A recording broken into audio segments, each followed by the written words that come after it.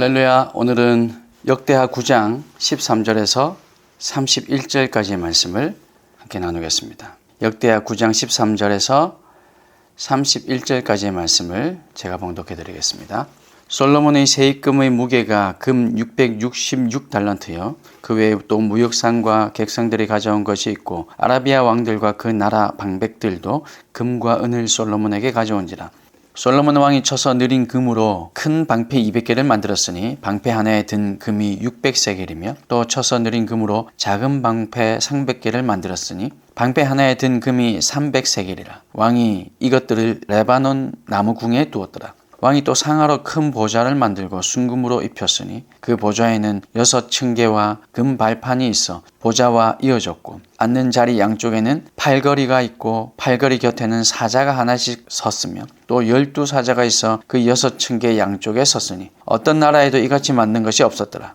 솔로몬 왕이 마시는 그릇은 다 금이요 레바논 나무 궁의 그릇들도 다 순금이라. 솔로몬의 시대에 은을 귀하게 여기지 아니함은 왕의 배들이 후람의 종들과 함께 다시스로 다니며 그 배들이 3년에 1차씩 다시스의 금과 은과 상아와 원숭이와 공작을 실어 오미더라. 솔로몬 왕의 재산과 지혜가 천하의 모든 왕들보다 큰지라. 천하의 열 왕이 하나님께서 솔로몬의 마음에 주신 지혜를 들으며 그의 얼굴을 보기 원하여 각기 예물을 가지고 왔으니 곧 은그릇과 금그릇과 의복과 갑옷과 향품과 말과 노새라. 해마다 정한 수가 있었더라. 솔로몬의 병거 매는 말의 외양간은 4천이요 마병은 12,000명이라. 병거성에도 두고 예루살렘 왕에게도 두었으며 솔로몬이 유브라데 강에서부터 블레셋 땅과 애굽 지경까지의 모든 왕을 다스렸으며 왕이 예루살렘에서 은을 돌같이 흔하게 하고 백향목을 평지의 뽕나무같이 많게 하였더라. 솔로몬을 위하여 애굽과 각국에서 말들을 가져왔더라. 이 외에 솔로몬의 시종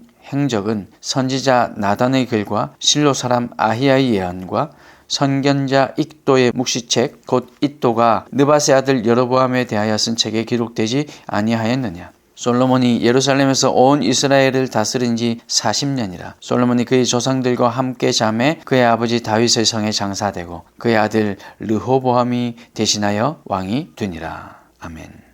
오늘은 번영의 역사를 회고하며 라는 제목으로 함께 말씀의 은혜를 나누겠습니다. 한마디로 솔로몬 시대의 번영은 지혜와 함께 부귀와 영광도 주시겠다던 하나님의 약속이 성취된 결과인 거죠. 번영과 또 쇠락의 주체는 솔로몬이 아니라 하나님이라는 걸 얘기하려는 겁니다. 믿지 않는 사람들은 그리고 하나님을 알지 못하는 당시 사람들은 그렇게 말하겠죠. 야, 솔로몬 왕 때문에 이 솔로몬이 대단해서 이스라엘에 지금 이런 번영이 왔다고. 그러나 사실 그 주체는 하나님이시라는 겁니다. 오늘 전체 주제 한마디로 얘기하자면 이 말인 거죠. 역대하 1장에서 하나님은 솔로몬에게 지혜와 함께 부귀도 주겠다 약속하셨습니다. 그리고 오늘 본문 9장은 그 약속이 지금 실현되었음을 보여주고 있는 거죠. 하나님은 자신의 약속을 성실하게 이루는 영광의 왕, 신실하신 분이십니다. 아브라함에게 약속하셨던 그 땅들을 솔로몬에게 주셨습니다. 약속이 성취된 거죠. 또한 솔로몬에게 하신 약속대로 세상 어떤 나라와 왕들보다 뛰어난 지혜와 또 많은 부를 주셨습니다. 영광의 왕이신 하나님을 섬기고 따를 때 우리의 삶도 존귀해지고 영광스러워진다는 것이죠. 지금 저와 여러분은 신실하신 하나님의 약속을 붙들고 살아가고 계십니까? 영광스러운 하나님의 나라와 하나님의 뜻을 구하며 살아가고 계십니까? 아니면 부귀 영화를 구하며 살아가고 계십니까? 본문은 솔로몬 시대의 번영을 묘사하고 있습니다. 역대기의 1차 독자가 누구냐면 포로에서 돌아온 이스라엘 백성들이에요. 그 이스라엘 백성들이 그 포로에서 돌아온 이스라엘 백성들이 이 대목을 읽을 때 어떤 마음이 들었을까요? 솔로몬이 이런 일들 진행했고 하나님께로부터 지혜를 받고 그래서 솔로몬 시대에는 금과 은이 풍부하고 은은 귀금속으로 여겨지지 않을 정도로 이런 부귀영화를 누리는 이 솔로몬 시대의 기록을 읽을 때 어떤 마음이었을까요? 과거 향수에 젖거나 지금 형편이 지금은 이제 겨우 포로에서 돌아와서 이 황폐해진 곳 이것을 다시 개간해야 될 텐데 하는 그런 한숨을 쉬었을까요? 물론 그랬을 겁니다. 그런 마음도 들었을 거예요. 그러나 이 역대기를 기록한 저자의 의도도 물론 그랬겠지만 또 읽는 이 이스라엘 백성들도 이제 갓 포로에서 해방되어 돌아와서 그들의 마음에 그저 비관하는 마음만 들지는 않았을 겁니다. 솔로몬 시대의 이 번영은 쓰라린 쇠락의 역사를 겪은 포로의 시절을 겪은 그들에게 단지 추억의 대상이었을 뿐만 아니라 선지자들이 예언한 메시아 시대의 영광을 내다보게 하는 선지자들이 예언했던 그 메시아 분명히 그 메시아가 오실 것이고 그러면 우리의 구원이 완성될 것이야 이렇게 얘기하는 그들의 소망 그들의 소망의 대상 그 소망의 대상이 이 글을 역대기 글을 읽는 가운데 그들에게 넘쳐났을 겁니다. 그런 마음들이 용솟음 쳤을 겁니다. 그리고 예루살렘의 멸망을 그들이 경험하고 그 멸망이 진행되는 이 모든 과정들을 그들이 겪었을 때 그들에게 번영과 이 쇠락의 주체가 누구였을까? 왕이 잘못했을까? 우리가 잘못했을까? 물론 왕도 잘못했고 백성들도 잘못했죠. 그러나 사실 이 번영과 쇠락의 주체는 우리 인간이 아니구나. 하나님이 하시는 것이구나 하는 것을 그들이 깨달았을 겁니다. 우리도 은혜와 선물로 누리는 여러분이 주사하고 계신 교회들 또 그 성전 그것에 그 교회의 그 성전의 영광에 안주하거나 우리 교회 이 정도면 됐지 그런 마음을 가지거나 세상의 영광에 미혹되어서는 안 되고 새 하늘과 새 땅의 목표를 향해서 우리가 정말 나아가야 할 곳 저 천국뿐만 아니라 이제 하나님께서 우리를 통해서 이루시고자 하는 그 모든 삶을 향해서 나아가는 그 순례의 길 그 걸음을 늦추지 않기를 우리도 오늘 이 말씀을 통해서 그 소망을 바라보며 살아갈 수 있기를 간절히 소망합니다. 이 솔로몬 왕의 부와 지혜를 능가할 왕이 없었답니다. 은과 금이 너무 많아서 예루살렘에서는 은조차 흔한 돌처럼 여길 정도였답니다. 은은 그냥 귀찮아 치워라고 얘기할 정도였다는 거죠. 상하로 보좌를 만들고 순금으로 입힌 그 보좌 솔로몬 당시의 부귀와 영화를 대변합니다. 요즘도 여러분 상하로 뭔가 만들어 놓은 거 또 금으로 입혀 놓은 거 요즘도 이런 일이 없을 텐데 당시의 부귀 영화가 얼마나 대단했는지 어느 정도였는지를 보여주고 있는 거죠. 천하의 왕들도 하나님께서 솔로몬에게 주신 지혜를 듣고자 진귀한 예물을 들고 솔로몬을 찾아왔습니다. 그 땅의 경계는 아브라함에게 약속하신 땅의 경계만큼 확장되었고 주변 나라들에게 조공을 받을 만큼 나라는 강성해졌습니다. 그런데 솔로몬이 누린 이 모든 번영은 솔로몬의 업적이 아니라 지혜를 구한 솔로몬에게 주신 하나님의 약속이 성취된 결과였다는 거죠. 주도적으로 언약을 맺어서 또 스스로 그 구속을 자처하신 하나님의 신실함만이 이스라엘의 번영과 번성의 유일한 근거라고 말하고 있는 겁니다. 솔로몬 시대에 이루어졌지만 솔로몬이 한 것이 아니라 하나님이 하신 거라는 거죠. 사랑하는 성도 여러분, 하나님의 열심이라는 책이 있습니다. 아마 보신 분들도 계실 거예요. 그 책에는 아브라함이 아브라함 되게 한 것, 야곱이 약복 강가에서 실험한 것, 요셉의 꿈꾸며 얻게 된 그 비전, 이 모든 것들은 사실 하나님으로 인한 것이다 라고 얘기하고 있더라고요. 거기에 동의가 됩니다. 아브라함에게 이삭을 요구한 것은 하나님께서 오랜 시간 동안 아브라함의 믿음을 하나님께서 지금 이삭을 요구하는 이 일을 감당할 수 있을 만큼 키워 놓으신 후에 일어난 일입니다.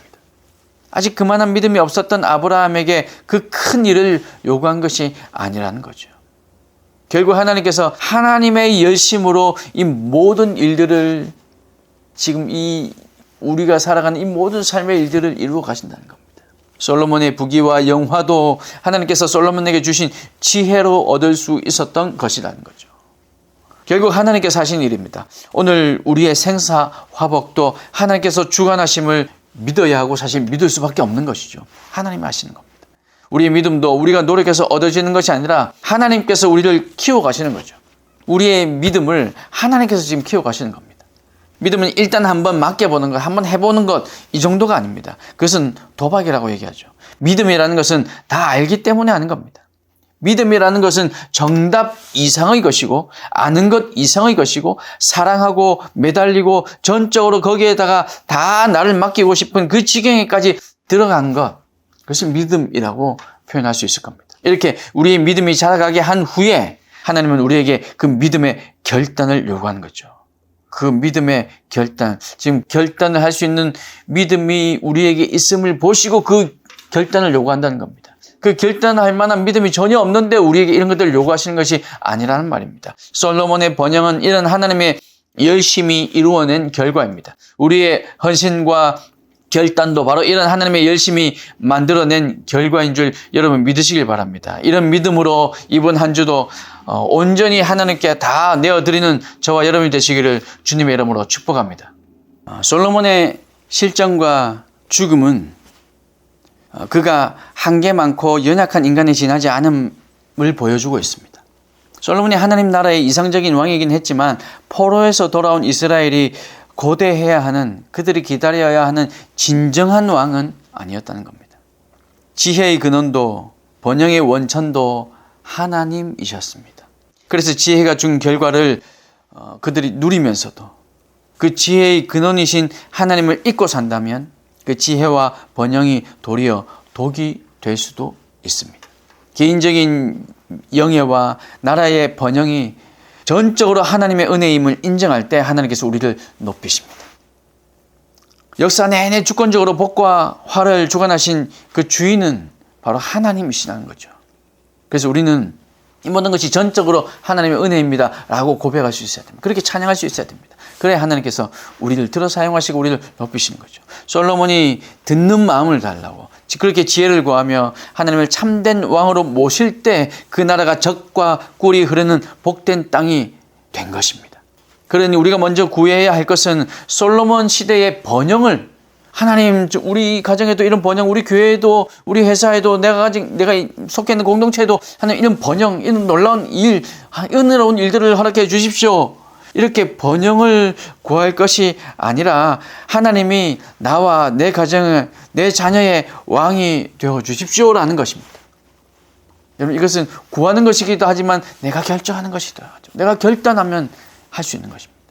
우리가 결단하고 우리가 구해야 하는 것은 하나님이 우리의 왕이 되어 주시는 것이라는 사실입니다.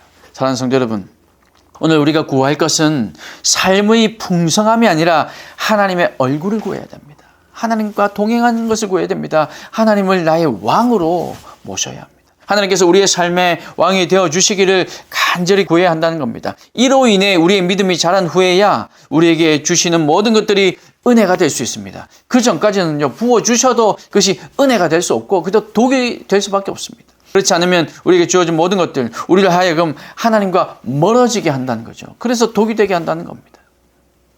복음을 전하는 일도 마찬가지입니다. 하나님께서 하시는 일인 줄 믿고 이 일에 임해야 합니다. 하나님께서 우리의 왕이 되어주시면 우리가 계획하고 우리가 실행하려는 일들, 부흥을 위한 노력들이 하나님의 열심에 의해서 열매 맺게 된다는 사실 여러분 믿으시길 바랍니다. 복음을 전하고 그래서 우리가 부흥하게 되는 거, 이것도 결국은 하나님의 열심히 이루어내는 것이란 말입니다. 우리가 하는 것이 아닙니다. 여러분, 이번 한 주간도 또 지금 이 자리에 예배하는 모두가 다 하나님의 열심히 우리의 믿음을 더욱 자라게 해 주실 것을 믿고 기도하시길 바랍니다.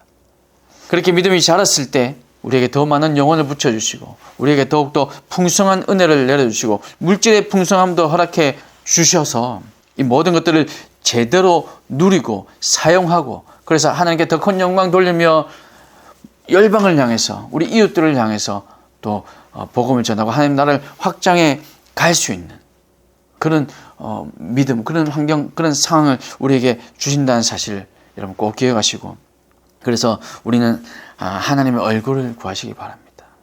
우리의 믿음이 자랐을 때 하나님께서 우리에게 이런 일들을 하신다는 사실을 믿으시고 하나님의 열심히 우리의 믿음이 자랄 수 있도록 은혜 베풀어 달라고 여러분 그렇게 기도하셔서 하나님 얼굴을 구하고 하나님과 동행하고 그래서 하나님과 더 깊은 자리로 나아가서 하나님의 은혜를 체험하고 맛보고 하나님과 교제하는 가운데 우리 믿음이 자라고 그래서 하나님께서 부어주신 모든 것들 더 많은 것들을 부어주실 뿐만 아니라 그 모든 것들이 하나님의 뜻대로 잘 사용되게 하는 이번 한 주간 그렇게 간절히 주님을 구하는 저와 여러분 우리 교회다운 교회가 될 수 있기를 주님의 이름으로 축복합니다. 기도하겠습니다.